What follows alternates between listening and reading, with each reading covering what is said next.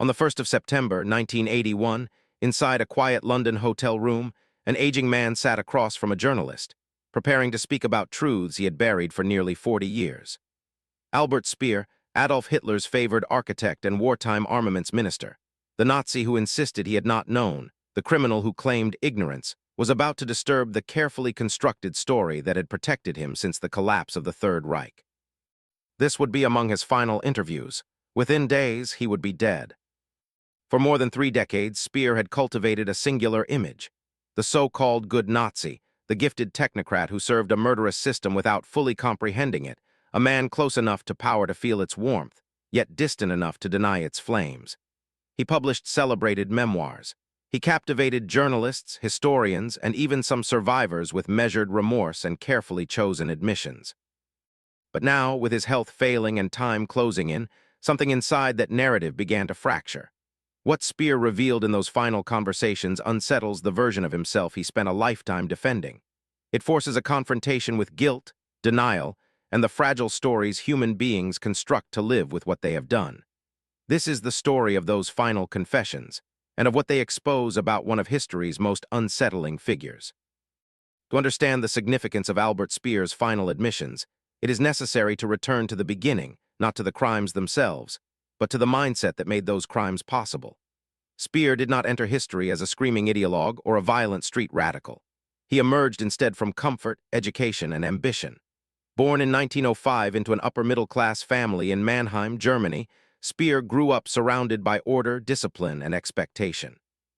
His father was a successful architect, and the path before him seemed already mapped: education, professional success, social respectability.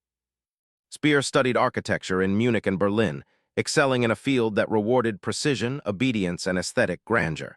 He was intelligent, polished, and by most accounts personally charming.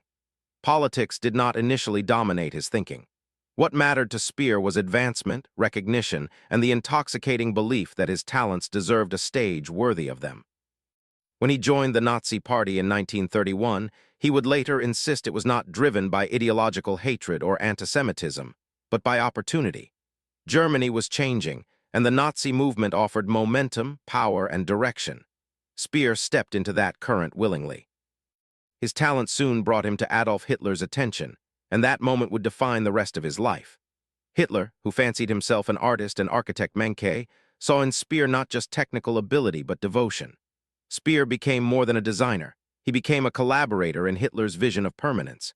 He designed monumental structures for Nazi rallies, vast spaces of stone and light meant to overwhelm the individual and glorify the state. The Nuremberg parade grounds, the new Reich Chancellery, these were not merely buildings. They were instruments of power, architecture used as ideology made physical. What distinguished Speer was not just skill but compliance. He listened. He delivered. He did not challenge. Hitler rewarded this with proximity, trust, and accelerated promotion.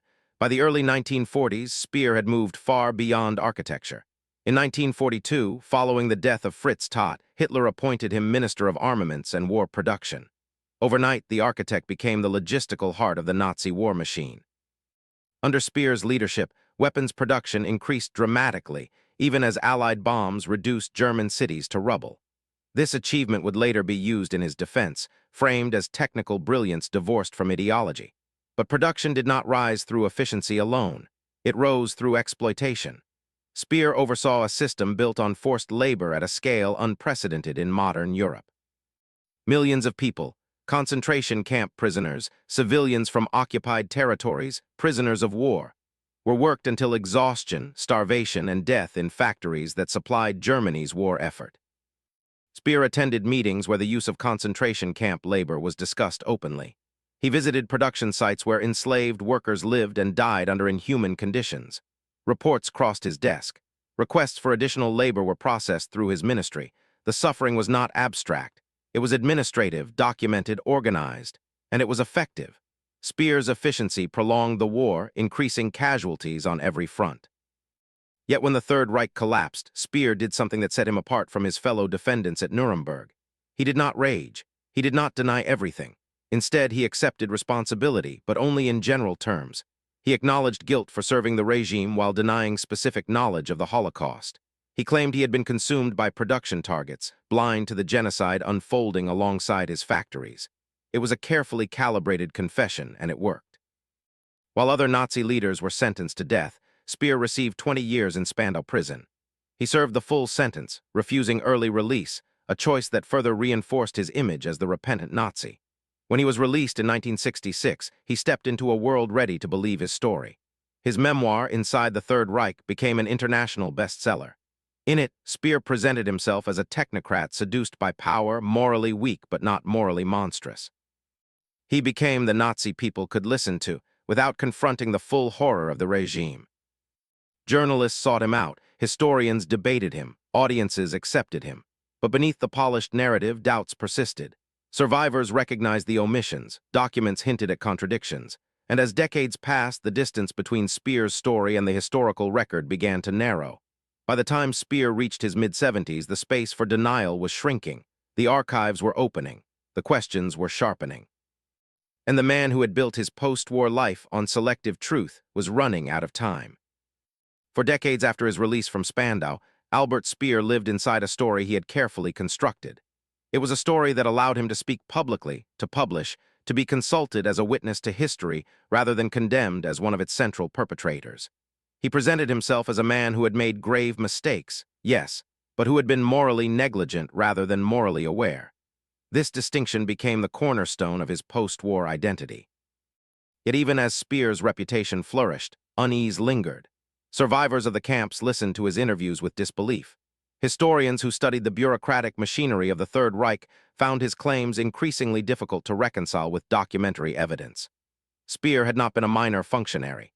He had been at the center of decision-making, a man whose signature could redirect resources, reshape labor systems, and determine priorities that meant life or death for millions. By the late 1970s and early 1980s, a new generation of scholars began to challenge the version of events Speer had popularized. Unlike earlier researchers, they were less willing to accept personal testimony at face value. Archives were expanding. Transportation records, meeting minutes, internal memoranda, all told a story that no longer aligned neatly with Speer's insistence on ignorance. Among those historians was Matthias Schmidt, whose research focused specifically on Speer's wartime movements and institutional role. Schmidt did not approach Speer as a repentant witness, but as a subject to be examined critically. He reconstructed timelines. He cross-referenced travel logs. He compared Speer's public statements against surviving documents. What emerged was deeply troubling. Again and again, evidence placed Speer in rooms he claimed never to have entered. At meetings he insisted he had missed. In conversations he said he could not remember. As these findings accumulated, Speer's defenses began to fray. He remained courteous, reflective, and controlled, but the absolute certainty with which he had once denied knowledge softened. Where he had once said, "I did not know," he now said, "I do not remember." Where he had once insisted absence, he now spoke of confusion. The language of denial slowly shifted into the language of ambiguity. This transformation became unmistakable in 1981, when Speer traveled to London for what would be one of his final media appearances. Officially, the trip was for a German television documentary. Unofficially, it marked the moment when decades of narrative management collided with the weight of historical evidence. It was during this period that Speer agreed to speak not only with Schmidt but also with Gitta Sereny, a journalist and historian who had spent years corresponding with him. Unlike many interviewers, Sereny had earned Speer's trust. She did not confront him aggressively. She listened. She asked precise questions, and she returned again and again to the same unresolved points, refusing to let them dissolve into abstraction. Speer was 76 years old. His health was failing. The careful performance of contrition that had once come easily now required visible effort. In private conversations, the mask slipped. He spoke more freely, more cautiously, and sometimes more honestly than ever before. It was in these exchanges that the foundation of his lifelong defense finally collapsed. For the first time, Speer acknowledged that he had known about the systematic murder of the Jews, not in vague terms, not through rumors or distant reports, but directly. He admitted that he had been present at a conference in Posen on October 6, 1943, where Heinrich Himmler addressed senior Nazi officials. The speech was explicit. Himmler did not speak in euphemisms. He spoke of extermination. For decades, Speer had denied attending this conference. He claimed he had left early. He insisted he had been elsewhere. He argued that he could not have heard those words, but the evidence was overwhelming. Attendance records, transportation schedules, witness testimony. The historical record closed in on him from every side. "I was there," Speer told Sereny. "I heard it." Those words detonated the myth he had spent 36 years protecting.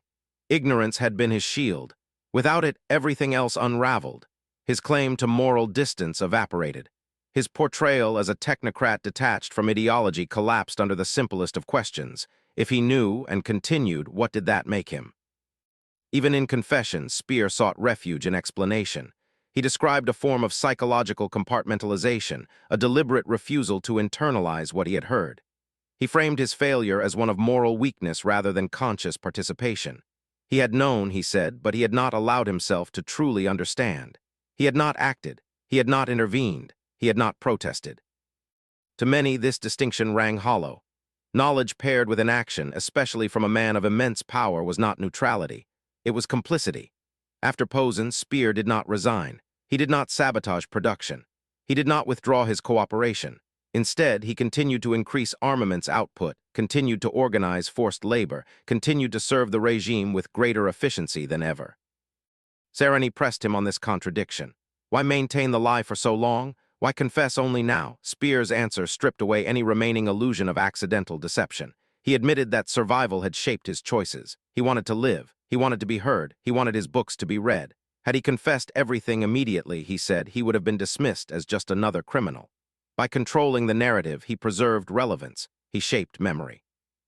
It was a confession nested inside another confession, an acknowledgement that even his remorse had been strategic. Guilt, carefully rationed, had become a tool. And yet, even as Speer spoke these words, he continued to manage how much of himself he exposed.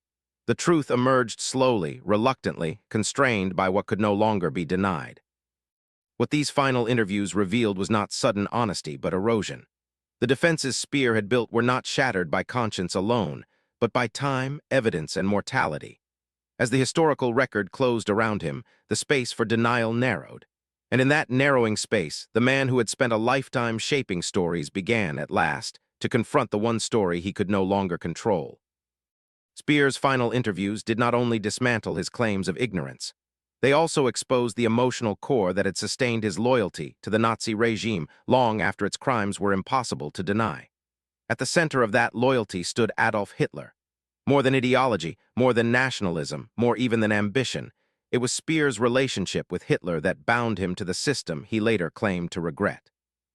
Speer often described this bond in deeply personal terms. Hitler, he said, had recognized him when others had not. He had elevated him, trusted him, singled him out. In Hitler's presence, Speer felt chosen. He felt seen. What began as professional admiration hardened into emotional dependence. Hitler became a father figure, mentor, and source of validation. Speer structured his entire existence around maintaining that approval. This dependence carried a terrible cost. It dulled moral resistance. It transformed loyalty into blindness. Speer admitted in his final conversations that he had loved Hitler, not romantically, but emotionally and intellectually. He craved his praise. When Hitler admired a design, Speer felt elation. When Hitler was displeased, Speer felt devastation. The regime's crimes unfolded not in spite of this bond, but through it. Speer suggested that this emotional entanglement helped explain his failure to act. Hitler was not just a political leader to him. He was the axis around which his identity revolved.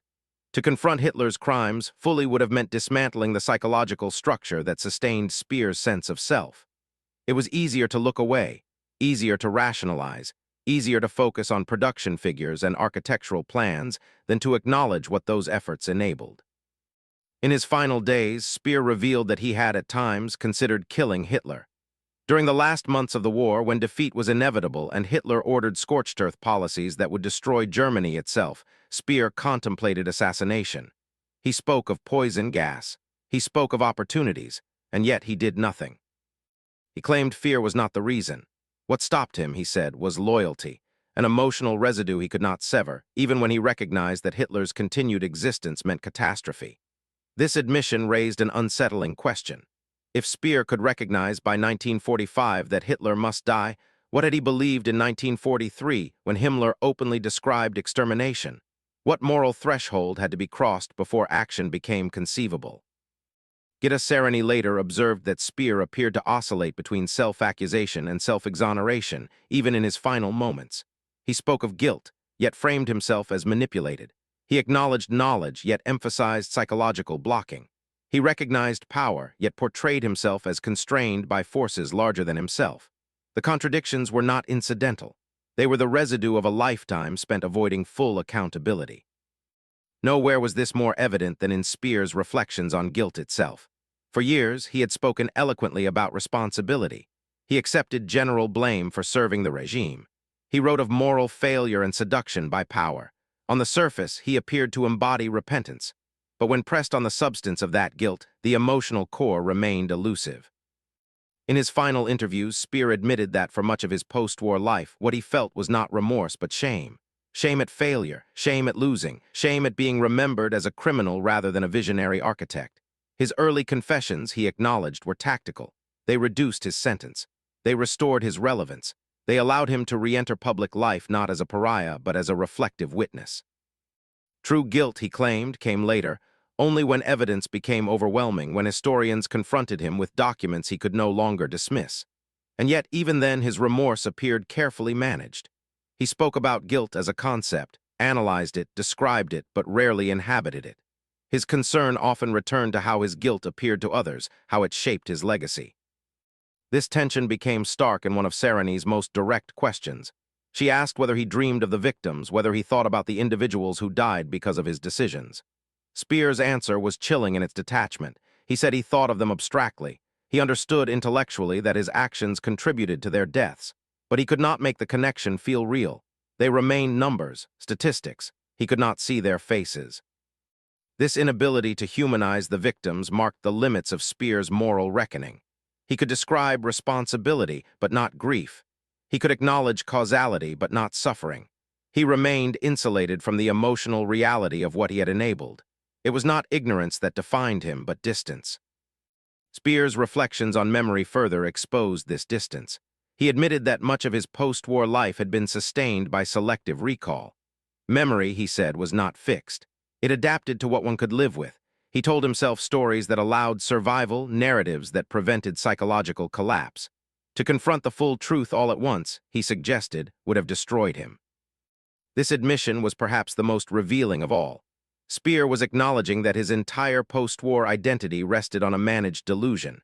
His memoirs, interviews, and confessions were not spontaneous acts of honesty, but components of a psychological survival strategy. Truth was not denied outright. It was filtered, diluted, postponed. But this raised an unavoidable question. If Speer's final confessions were more honest than anything he had said before, could they be trusted? Or were they simply the final adjustment to a narrative no longer defensible in its original form? Some historians argue that even at the end, Speer admitted only what had already been proven. He yielded ground only where resistance was futile. Documents continued to challenge his claims. He insisted he learned about the mechanics of death camps late in the war. Yet records show he approved expansions at Auschwitz-Birkenau, allocating resources for facilities designed exclusively for mass murder. These were not ambiguous structures. They had no civilian purpose. To approve them without understanding their function strains belief. When confronted with these facts, Speer reverted to bureaucratic language. He spoke of subordinates, of routine approvals, of administrative distance. It was the same defense he had used decades earlier at Nuremberg, and it rang hollow then as it did now. Speer was meticulous, hands-on, deeply involved. The idea that such decisions passed beneath his awareness collapses under scrutiny. What emerged from these final interviews was not a man suddenly transformed by truth, but a man gradually cornered by it. He conceded inch by inch, preserving what he could, surrendering only what he must. Even in confession, control mattered. The timing of Albert Speer's final admissions was not accidental. After 36 years of carefully maintaining his image, the world around him had changed in ways he could no longer control. By the late 20th century, historical inquiry into the Nazi regime had entered a new phase. Archives once sealed were opening. Methodologies had sharpened. The generation of historians now examining the Third Reich was less inclined to accept eloquence as evidence or contrition as proof. Speer's charm, once so effective, had lost much of its power. Scholars like Matthias Schmidt approached his testimony not as confession but as hypothesis, something to be tested against documents rather than trusted. Schmidt's reconstruction of Speer's movements during the war proved especially devastating. Attendance records, train schedules, and corroborating witness accounts placed Speer precisely where he insisted he had not been. The margin for denial vanished. Confronted with this evidence, Speer faced a narrowing set of options. He could continue to deny and risk exposure as a deliberate liar, or he could concede selectively and attempt to frame the meaning of those concessions. He chose the latter. Confession became, once again, a tool of control. But there was another force at work. Speer was dying. His health had been deteriorating for months. He knew the end was near. Gitta Sereny believed that in his final days, Speer was engaged in an intense internal struggle. Part of him wanted to preserve the image he had built, to die as the reflective technocrat who had shown remorse. Another part, perhaps deeper and more desperate, wanted to tell the truth, or at least more of it, in the hope of achieving some form of peace before death. These impulses collided in his final interviews. Moments of striking honesty were followed by retreats into familiar justifications. Admissions of knowledge were softened by claims of psychological blocking. Responsibility was acknowledged, then immediately constrained. The result was a confession riddled with contradiction. Speer never reached the point of full exposure. He did not describe private conversations with Hitler about the final solution. He did not enumerate specific decisions that led directly to mass death. He did not fully confront the moral meaning of continuing to serve after knowing. Instead, he spoke in generalities, abstractions, and explanations that preserved a final barrier between himself and the full weight of his actions. On September 1, 1981, just days after these interviews, Albert Speer died of a stroke in London. He was 76 years old. He died, fittingly, in the midst of a media tour, still engaged in the act of self-presentation. His final days were not marked by withdrawal or silence, but by one last attempt to shape how he would be remembered. The legacy of those final confessions is deeply unsettled. On one level, they destroyed the myth that had sustained Speer for decades. He had known about the Holocaust. He had heard it described explicitly. He had continued to serve the regime with full awareness of its crimes. The idea of the good Nazi, the notion that one could stand at the center of the Third Reich and remain innocent, collapsed under his own words. Yet the confessions were also incomplete. Speer carried many secrets to his grave. The full extent of his involvement in specific atrocities remains contested. His private beliefs about Nazi ideology, his internal responses to the extermination he knew was occurring, the precise calculations behind his continued cooperation, these questions linger.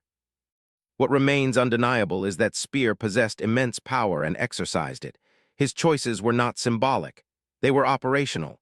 They shaped labor systems, production priorities, and timelines of war. The consequences of those choices were measured not in abstractions, but in lives. Perhaps the most disturbing element of Speer's story is not his guilt, but his near success. For decades, he convinced much of the world that he had been an innocent caught in something he did not fully understand. His books sold in the millions. His interviews were praised for their honesty. He was invited to explain, contextualize, and interpret the Nazi regime for a global audience. Only relentless historical scrutiny dismantled that illusion. This is why Speer's final confessions matter beyond the specifics of his biography. They illustrate how easily responsibility can be managed, how guilt can be performed without being felt, how language can obscure as much as it reveals. Speer was not a monster in the way history often imagines monsters. He was educated, cultured, intelligent. He spoke eloquently about art, architecture, and morality. He appeared thoughtful, even humane. And that is precisely what makes his story so unsettling. Speer represents a form of evil that does not announce itself with rage or fanaticism. It wears professionalism. It speaks the language of efficiency. It prioritizes career, recognition, and ambition over human consequence. It knows, but chooses not to act. It understands, but refuses to feel. This kind of complicity is not rare. Most people will never be asked to participate in genocide. But many will face moments where they must choose between advancement and conscience, comfort and resistance, silence and responsibility. Speer's life shows how easy it is to choose wrongly and how difficult it is to admit that choice fully. In the end, Speer's confessions were both too much and not enough, too much to preserve the myth he had built, not enough to achieve true reckoning. He acknowledged knowledge but not its full moral weight. He admitted guilt but kept it abstract. He confessed but never fully repented. What his story leaves us with is not closure, but a warning. A warning about the seductive power of self-deception, about the stories we tell ourselves to survive, about how easily intelligence and culture can coexist with cruelty when ambition is allowed to override empathy. Albert Speer knew, he chose, and he spent the rest of his life explaining why that choice did not mean what it clearly meant. His final interviews stripped away much of that explanation, but not all of it. The remaining gaps are a reminder that history must be interrogated, not accepted. That confession is not the same as accountability, and that evil does not always appear monstrous. Sometimes it looks reasonable. Sometimes it sounds thoughtful. Sometimes it speaks softly about guilt while refusing to face its consequences. Albert Speer's story ultimately reduces to a single devastating pattern, the choice to know and still not act, to understand intellectually yet remain emotionally untouched, to acknowledge guilt only when silence is no longer sustainable. His final interviews do not simply document the end of a life. They expose the cost of choosing comfort over conscience, ambition over responsibility, survival over truth. What Speer revealed in those final days forces an uncomfortable reckoning. His confessions are not relics of a distant past. They are a warning, a reminder of how easily intelligent, educated people can participate in evil without ever seeing themselves as villains. How readily we construct narratives that soften our role, dilute our responsibility, and protect us from the full moral consequences of our actions. When Speer finally admitted what he had known, it was already too late to matter in any meaningful way. The victims were long dead. The systems he had sustained had already done their work. Confession, delayed long enough, becomes another form of self-preservation rather than accountability. It offers clarity to historians, but no justice to the dead. Speer died in London on September 1, 1981, just days after acknowledging what many had suspected for decades, that he had known about the Holocaust while it was happening. With that admission, the carefully polished image he had maintained for 36 years finally collapsed. The good Nazi, the morally blind technocrat, the innocent insider, none of it survived sustained scrutiny. And yet what makes Speer's story truly disturbing is not simply his guilt.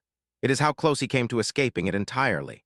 For years, he convinced much of the world that he had been a tragic bystander to horrors he did not fully grasp. His memoirs sold millions of copies. His interviews were treated as authoritative. He was welcomed into studios, universities, and historical debates as a credible witness rather than a central participant. Only relentless historical investigation, painstaking, methodical, unwilling to accept elegant explanations, finally dismantled that illusion. Documents mattered more than testimony. Evidence outweighed eloquence. And slowly, the truth emerged not because Speer volunteered it, but because denial became impossible. That is why this story matters beyond Albert Speer himself. It reminds us that history does not reveal truth automatically. Truth has to be pursued, challenged, and defended against narratives designed to make it more comfortable. Without that effort, those responsible for immense harm can confess just enough to appear honest while concealing the rest. Speer's final admissions show us a man who knew, who chose, and who spent the rest of his life managing the consequences of those choices rather than confronting them fully. Even at the end, even with nothing left to lose, complete honesty remained out of reach. Control mattered more than clarity. Legacy mattered more than reckoning. And perhaps that is the most unsettling lesson of all. Evil does not always announce itself with fanaticism or brutality. Sometimes it is quiet, professional, polite. Sometimes it speaks in measured sentences about architecture, culture, and duty. Sometimes it accepts abstract responsibility while avoiding specific blame. Sometimes it looks reasonable, familiar, even likable. Albert Speer was not a monster in the way history often imagines monsters. He was intelligent, cultured, thoughtful. He was someone many people believed they could understand, even sympathize with. And that is precisely why his story is so frightening. Because it suggests that the capacity for complicity does not belong only to extremists or fanatics. It exists wherever ambition outweighs empathy, wherever obedience replaces moral judgment, wherever silence feels safer than resistance. The question Speer's final confessions leave us with is not whether we would have acted exactly as he did. It is whether, placed in systems that reward compliance and punish dissent, we might justify our own inaction just as carefully. Whether we would tell ourselves the same stories. Whether we would wait for the moment when confession no longer costs us anything. and whether, unlike Speer, we would choose to confront the truth while it still matters, when honesty could still prevent harm, when refusal could still disrupt injustice, when conscience could still outweigh comfort.